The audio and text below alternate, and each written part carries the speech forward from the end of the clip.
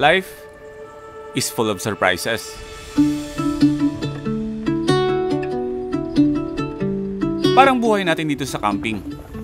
Palaging merong dalang sorpresa.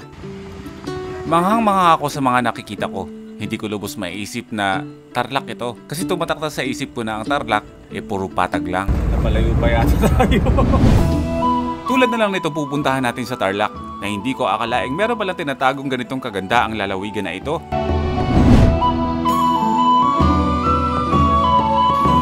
Tara't samahan niyo ulit ako sa isang camping episode kasama ang ating camper van at ang mga taong walang sawang umaantabay at sumusuporta sa atin. Pero bago mangyari yan, kailangan muna natin palitan ang mga gulong ng ating camper van. Yan ang mga dapat niyong abangan.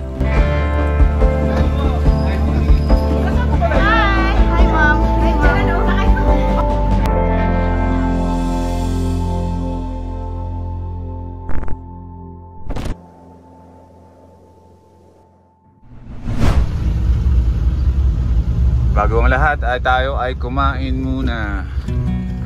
Bago natin pansamantalang iwan ang Cagayan Valley, magagahan muna tayo. Ayun, may parking doon. Ang cute doon ni Batod. Sino ba cute? Ako ba yun? O... Si Batod? Si Batod ba? O new ba itong breakfast na to? Isang kainan sa Santa Fe na dinadaan-daanan lang namin. At hindi namin alam na mga first timers pala ang nagmamay-ari nito. Mukhang mamahalin, pero mga lutong bahay pala mga sinaserve nila. Boy, first time. Opo. Pinapanood na anak ko at nung asawa ko. Pwede po ba magpa-picture? O sige po, mamaya po. Picture tayo. Wala! Puro gulay pala yung in-order namin. Hindi na talaga natin may pagkakaila na kahit saan tayo magpunta, may mga first timers talaga. Sayang, idol pa naman po kayo ng anak ko kahit bata pa yun. Lagi po kayo pinapanood. Hindi, gagawa po natin siya ng video. Ay, sige po. Thank you po. Ano po bang name niya? Kathleen Joy Di Cabal po. Kathleen Joy. Di May Cabal. nag-text po sa inyo. Nandito na ako, nasaan ka na? Susumoso ka. Joke lang. Hello Kathleen Joy, Kuya Boy nandito. Sayang wala ka dito. Yan, sana sa pagdaan namin ulit dito, magkita na tayo ha. Mag-ingat palagi. Mahalin ng mami at daddy. Thank you po. Thank you so much. Lalo po namin pinapanood po. Papunta po kayo sa Mali. Ayun po. Salamat. Salamat po. Kaya kapag nakita nyo ang camper van na to kahit saan, huwag kayong mahihiyang lumapit ha. Bibili ka ba niyan? Hindi naman tinitignan mo kasi ito yung mga local alak ng dito sa taas, diba? Naalala ko lang si Commander D. Kasi nung siya ay nag-ikot ng Cordillera, dumaan siya ng bahay, diba? Ang laki-laki ng bag niya, punong-puno ng alak. Singgero yun. Shout out Commander D, naalala ko yun. Ang dami mong inuwing alak, diba? Nagbumotor siya. Hindi pala hubog. Ding-ding. Plus sinigang na baboy na puro gulay din. Kailangan kasi natin na maayos na kain kasi medyo malayo-layo ang biyahe natin ngayon. Pupunta tayo ng Tarlac City. Aasikasuhin natin ngayon si Watod. Papalitan na natin ng gulong yung ating camper van. Nakasakali po, madaan ulit kayo. At napabaunan pa nga tayo na makukutkot natin sa biyahe. Isang beses lang po Pagdaan namin, dapat bibili na kami. Opo. Pag may libre, hindi na kami babalik. Ay, uwi mo na daw yan. Camping pa naman tayo. Pangit mong dumakot, Mal! Dalton Pass na tayo. Ibili lang kami ng mani. Ito. Mani po. Kapag nadadaan tayo ng Dalton Pass, hindi talaga namin maiiwasan na bumili ng kung ano-ano. Mga modern itag na to. 1 kilong mani, 120 pesos lang. Kahit nga sa barbecue, siya yung magluluto sa barbecuehan. Mga spices at gulay na fresh pa galing sa kabundukan. Gusto mo diba avocado? Oo. Hindi tayo sa biyahe. Napakahaba pa ng biyahe natin. 6 hanggang 7 oras lang naman na biyahe.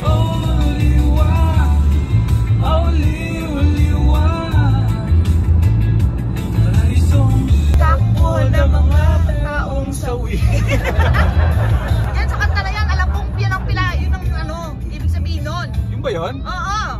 Lahat ng tao sa liwa, ganyan. Oh, hindi para sa iyo yun Experience ko ngayon sinulag ko. Hindi ko pa rin nakakalimutan, gano'n. Pinaalala mo. Ako yung nakabubo na. Tara sa liwa. maglasing. Chart lang, chart. Mahal, parang ang saya-sayo mo ngayon. Ha? Parang ang saya-sayo. Iba yung energy mo. Kasi we're back on the road.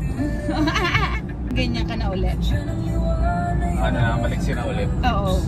Siyempre, pagkatapos mo naman ako tusukin.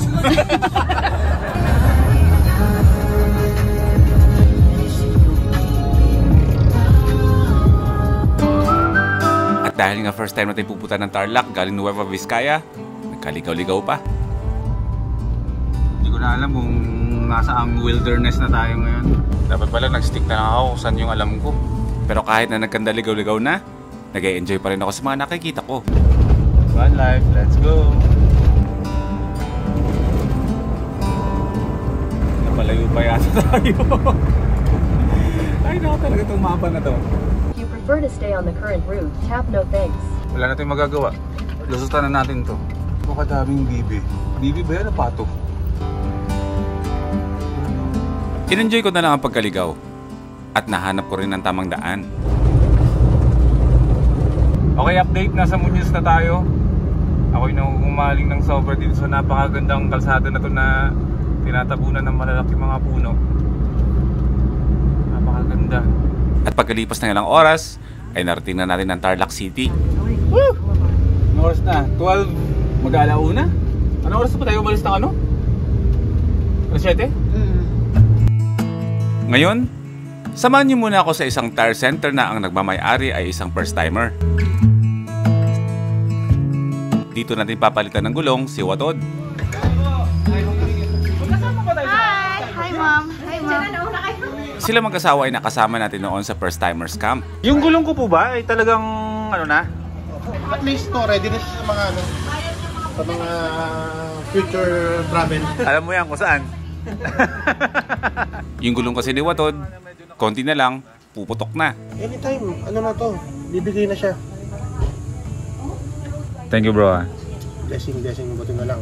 Kaya agad-agad na binaklas na ang mga gulong ni Watod para palitan ng bago.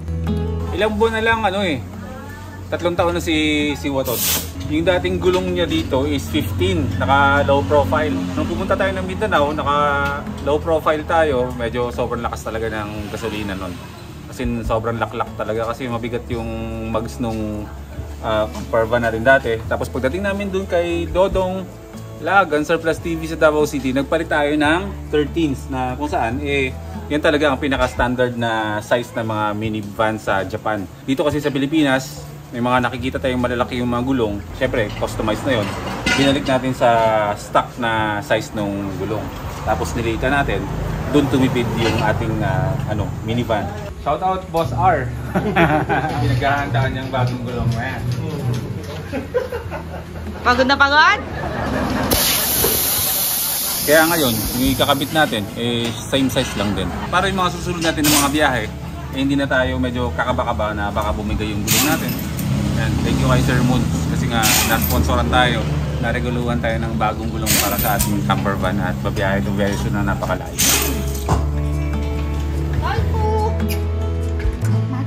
Okay na, naikabit na yung 4 na bagong gulong natin. Maraming salamat sa EH27 Vehicle Tires Trading. Dito yun sa Tarlac City. Game na tayo bro, punta na tayo doon. Okay, let's go. Pagkatapos ikabit ang mga bagong gulong ni Watod, re-rekta tayo para mag-camping. Maraming salamat bro ah. Quality time para makasama sila at makabanding. Tumatagal din naman siya. Ang cute ito. Bro, nasa ano tayo ngayon, di ba? Nasa Tarlac. Pwede tayong dumiretso ng vegan? Sige bro, susunod lang kami sa inyo. Dito kami sa likuran. Excited na ako sa camping na gagawin natin. Sabi lang kayo pag may gusto kong hintuan. O sige bro, kung may tindahan man tayo madadaanan mamaya, bibili lang ng mga ibang mga kailangan ni Christian. Tuhugin na natin to, magka-camping tayo ngayon somewhere dito sa papuntang ano to Daang Kalikasan, pero yung pagkakampingan natin is hindi naman mismo sa Daang Kalikasan, pero sabi ni Sir Moons ay malamig daw doon. Kaya after ng kinabitan niya ng bagong gulong yung ating camper van, ay diretso tayo ng camping. Total lang dito naman na tayo. Spend time na tayo sa kanila para makipag-banding at syempre ma-experience ulit natin na mag-camping dun sa mga nakasama rin natin sa first timers camp. Kasi ng first timers camp kasi di ba mahal? napakadami. Yes. So parang gustuhin man natin makausap lahat-lahat ng matagal, pero dahil nga sa madami ay hindi naman tayo nagkaroon ng chance talaga na makipag-band ng matagal. So siguro mas maganda yung ganito na yung mga iba na nakakadaupang palad ulit natin for the second time, mag-spend tayo ng mas mahabang oras para sa kanila. Lalo for example si Ma'am tsaka si Sir Moons, di ba? So mag-spend tayo ng overnight kasama sila. Maraming salamat po. Parang blessing in disguise. Naniniwala ka ba sa ganun? Oo. Na meron kang kailangan, pero dahil nga alam ni Lord yung pangangailangan mo, gumagamit siya ng ibang tao para i-bless ka. Tulad ngayon sa nangyari, di ba? Right. Balak naman natin palitan si Watot, pero parang siguro na kita ni Lord na mukhang kailangan nga palitan talaga yung gulong ni Watot na yung sasakyan natin. Gagamit ako ng ibang tao para i-bless to si Boy B, para magkaroon tayo ng panibagong gulong. Ginamit niya si Sir Moon, sila mag-asawa na yun, sila maging daan para sa blessing. Kaya syempre tayo ay blessed, tayo naman ay bibitaw din ng blessing para sa kanila na naway lumago pa lalo ang kanilang negosyo. Kasi sa mga ganito, yung binibigyan tayo ng ano to ang tawag kasi dito, ano to hindi siya sa mga first timers kasi, yung mga ganyan suporta ng mga solid na mga first timers, hindi siya sponsor kung tawagin Talagang kusang galing yan, bukal yan sa puso. Kaya yun, binitawan nila tayo ng blessing, sila yung naging daan para i-bless tayo. Ngayon, magbibitaw din tayo ng blessing para sa kanila na naway pagpalain pa lalo ang kanilang negosyo at lumago pa ng lumago. Kapag ikaw ay nakatanggap ng blessing sa isang tao, way ni God yun. Ginamit niya yung tao ngayon. Ngayon, kung bless ka ng taong yun, siguraduhin mo rin na i-bless mo rin yung tao yun. Correct. Para pareho kayong dalawang bless. Parang hindi ko lang sa church. Totoo naman yun. Kaya nga. Bili tayo ng isda. Sana na pwede natin ihawin, no? Meron kami nadaan ng isang talipapa. Sana yan. Baka may isda. Bro, meron kayong isda? Tsaka uling. Magkano po dito sa atay? 5 po. O sige po, tsaka pusit. Medyo na-miss ko rin ang kumain sa tabi-tabi. Matagal ko na kasing tinigil to. Baka naman hindi ka kumakain ng turo-turo. Kumakain nga? Dati tayo kumakain ng First timer Basta first timer, kobo yan. Atay. My favorite. Alam nyo, may kasabihan na kapag iinom ka daw ng alak, magluto ka daw ng atay ng manok. Tapos yun daw yung kainin mo bago daw uminom. Alam mo kung bakit? Bakit? Para marito daw yung alak kung anong atay yung sisirain niya. Habang ano ba no?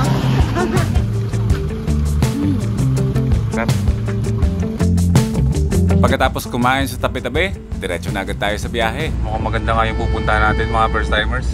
Pero parang nasa 25 kilometers yata ang biyahe mula sa pinanggalingan natin. Tapos puro akit-akyatin na to. Pero kaya to. Nadaanan namin ang Monasterio de Tarlac na kung saan way back years ago, naririnig ko na ito. Mukhang mapapalaban tayo dun Kung nga sa Olawig kinaya. Kapag hindi umangat, baba ka. Sigurado mga kaahon. Ako lang pala yung mabigat doon. Ano yan? Ang ganda. Manghang-mangha ako sa mga nakikita ko. Hindi ko lubos maiisip na Tarlac ito. Kasi tumatakta sa isip ko na ang Tarlac puro patag lang.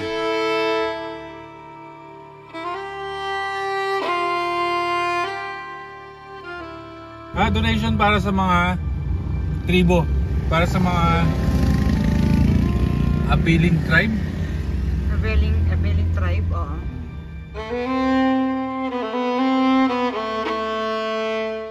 Kasi kanina may mga nakita tayong mga ita, di ba? Mga bata. Mga bata.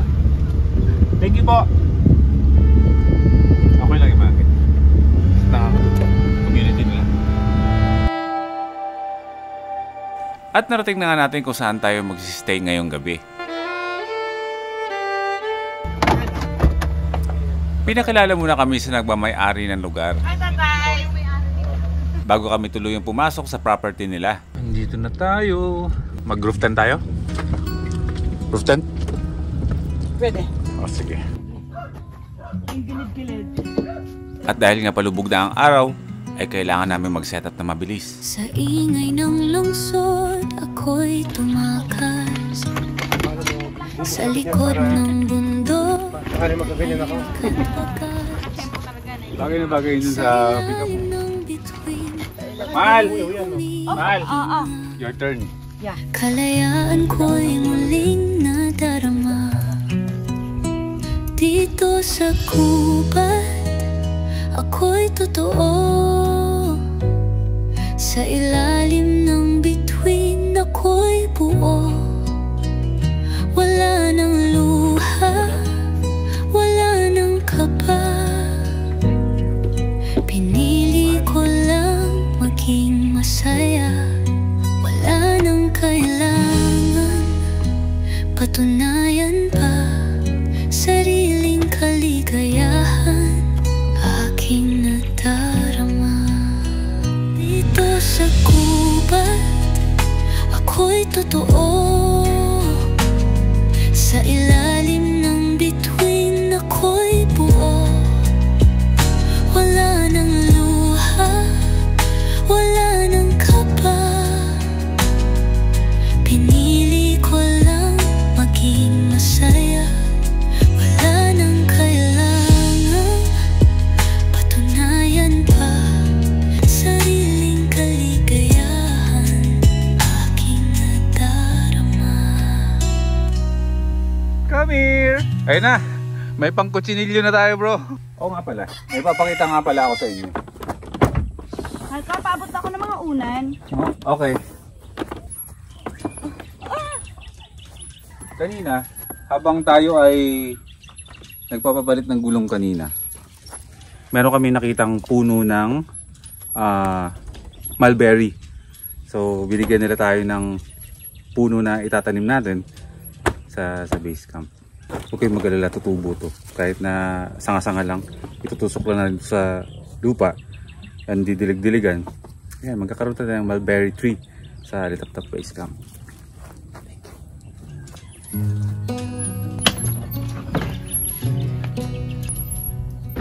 Mag-iihaw tayo ngayon ng bangus. Dagdag ulam sa hapunan namin.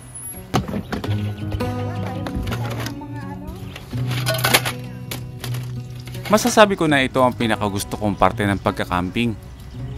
Ang pagluluto. Food feeds the body and nature feeds the soul. Magkaibang bagay, pero mas masarap kapag sabay. Kalan ng sambayanan. Chikis pa yan, ba? Ano paano po ng yung niluluto? Chicken afritada. Specialty po yan ng Kapampangan ito? Pwede rin. Pwede rin. Di ba mahal ang Kapampangan ay automatic na magaling magluto? So masarap ang ating hapunan ngayon. Kailangan sa paglubog ng araw, tayo naman ang magliliwanag. Bawat tao mayroong pinagdadaanan, pero tayo lang din na makakagawa ng paraan kung paano magiging maliwanag ang madilim nating nararamdaman. Sa simpleng buhay, doon masaya, basta may hangin, araw at tala. Sa bawat ikot ng kulong, kwento ng buhay, dala sa hamon. Lord, maraming salamat po Lord sa araw na ito na nakasama namin si Bro Moons at saka si Ate Yasi. Isang pagkakataon po na bihira na mangyari na makabanding sila, at nagpapasalamat po kami na meron kaming quality time ngayon para mag-get together, magkakailangan palalo. At maraming salamat po Lord sa mga biyayang binigay mo sa amin. Naway i-bless mo ito na makapagbigay ng kalakas sa aming katawan. Maraming salamat po sa lahat ng biyaya. Jesus' name we pray. Di kailangang maranya, basta't may kalikasan, saya'y sagana. Kahit saan man mapatpat, basta't may payapang hinaharap.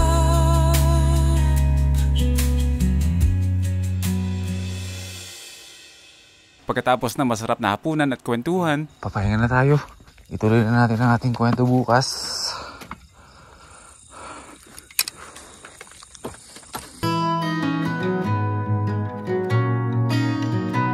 magandang umaga sa inyong lahat mga first timers mula dito sa Tarlac.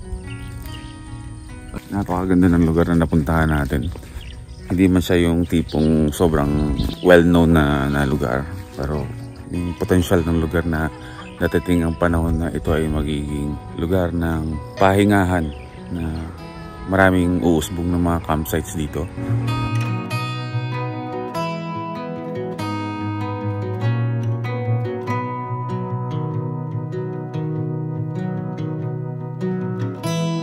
Maraming mga campsites dito nakikita namin. Na soon babalik ka natin at dito tayo mag-camping. Makapagpahinga tayo ng maayos, sarap na tulog, panibagong araw, panibagong panimula. Though gumising ako ng umaga para mag-abang ng sunrise, wala. Pero hindi ibig sabihin nun hindi to panibagong araw para sa panibagong panimula. Simbolo lang yung sunrise, pero hindi yun ibig sabihin na kapag walang sunrise walang panibagong panimula sa araw-araw. Sa likod ng bundok, tahimik at wagas. May mga tao na araw-araw nagtatanong kung ano ba ang blessing na pwedeng dumating sa araw-araw nila, sa bawat pagising nila. May mga taong hirap sa ganon. May mga taong mabilis ang daloy ng biyaya sa buhay nila. Pero alam niyo ba, huwag kayong mawawalan ng pag-asa. Kasi marami tayong dapat pasalamatan sa araw-araw. Kahit na sabihin natin na hindi ganun kalakas ang daloy ng biyaya sa mga material na bagay, financial, at kung ano-ano man. Kung mayroon man tayong dapat pasalamatan, binigyan ulit tayo ni Lord ng panibagong buhay, panibagong araw para enjoyin ang buhay. Isang bagay na pinakauna nating dapat pasalamatan paggising natin, hindi yung mga material na bagay, hindi kung ano yung meron tayo, kundi yung gumising tayo na humihinga tayo. Kinabukasan, hindi na natin kailangan magluto pa ng agahan. Dito tayo magbe-breakfast sa kainan na nagbamay-ari ng campsite. Ganda, balik talaga tayo dito, babalik tayo dito. Yung lugar, ang lakas magpaalala ng pinunta naming bundok din sa Mindanao, sa Tent City. Para siyang Tent City. Tsaka ito nga pala yung pangalan nung campsite. Ito ang i-search nyo. Choco Baag Coffee and Butterroll. Breakfast muna tayo dito. Dito walang signal pero pwede nyong i-Google Maps kung saan kayo manggagaling and then dadalhin kayo dito, pero huwag kayong mag-expect na merong internet dito pagdating ninyo, ha. At wala talaga. Siguro in time pag nagkaroon ng mga wifi dito. May wifi pala dito. Sorry, may wifi pala. Piso wifi. Lakas Mindanao yung lugar, no? Para ka nasa Bukidnon. Parang Bukidnon, parang ganyan. Ganito po yung ng Bukidnon eh. Maraming choices pagdating sa pagkain. Pero ang orderin natin, Tapsilog. At nagulat ako na meron palang sikwating sinaserve dito. Ha? Davao? At ito ay galing pa daw ng Davao. Pero saka na yan. Dahil ngayong araw, ay balik na ulit ako sa pagkakape. Bro, grabe sa rice, bro. Tira diet mo rin, bro. Grabe sa presentation, ha. Oh, ang ganda, oh. Iba yung feeling na may binigyan ka ng pagkain ka na bata. Bumili ka ng Jollibee. Tapos binigyan mo sa kanya. Iba yun. Kasi sa ikaw yung nagluto. Tapos binigay mo dun sa bata. Tapos habang nagluluto, nagka-camp tayo. Yes. Lumatan tayo dyan, no? Tapos hanggang gabi, nagpe-prepare. Sarap nun! Pero bibigyan ko muna kayo ng impormasyon sa lugar na ito. Alam nyo ba na 18 kilometers na lang, nasa Zambales na tayo? Proyektong kasalukuyan palang ginagawa. Daan mula sa Tarlac, shortcut papuntang Zambales. Kaya minabuti naming puntahan ang pinakadulong sementong daan dahil ongoing pa lang ang construction. Bro J4, kung nanonood ka man, alam ko to, dito ka umakyat. Napakaraming mga burol na pwedeng pagkampingan. Pero syempre may mga nagmamay-ari dyan. Kailangan lang natin magpaalam.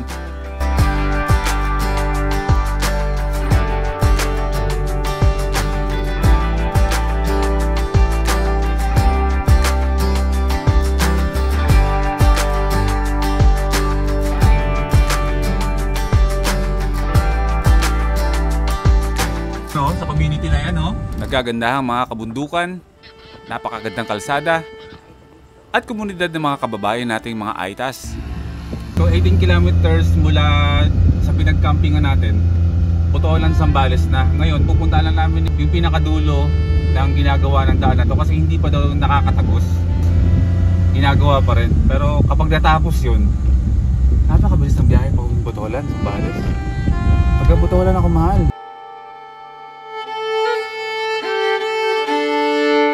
Ang ganda! Hanggang sa marating na namin ang pinakadulong ginagawang kalsada. Malaking kaalawanan nito mga first-timers kapag natapos tong kalsada na to. Tarlac to Botolan, napakabilis na lang. Kasi ang Tarlac is nasa right side ng mapa ng Luzon. Ang Botolan, Zambales nasa left side. So magkalayo yun. Tatawin ng ganun kabilis.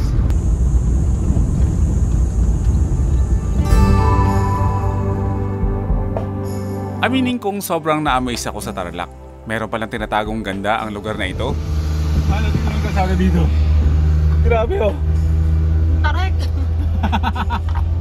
Grabe! Sa mga biyahero, sa mga motorista, hindi mahirap puntahan ang lugar na ito. Yung camper van nga natin na maliit lang, kayang-kaya naman. Tingnan muna natin. Baka kasi pwedeng mag-pitch ng tent sa taas eh. Ang ganda.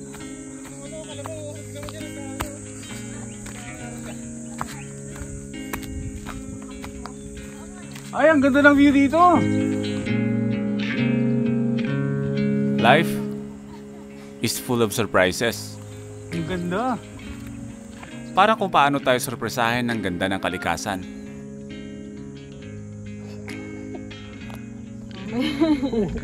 May nagkaararo doon, no? Hindi mahalaga kung malayo man o malapit. Kung meron kang puso marunong magpahalaga, lahat na nakikita mo, malapit man o malayo sa'yo, lahat yan maganda.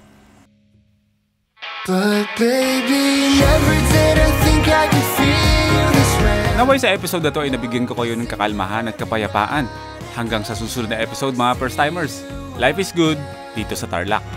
Can I see you again?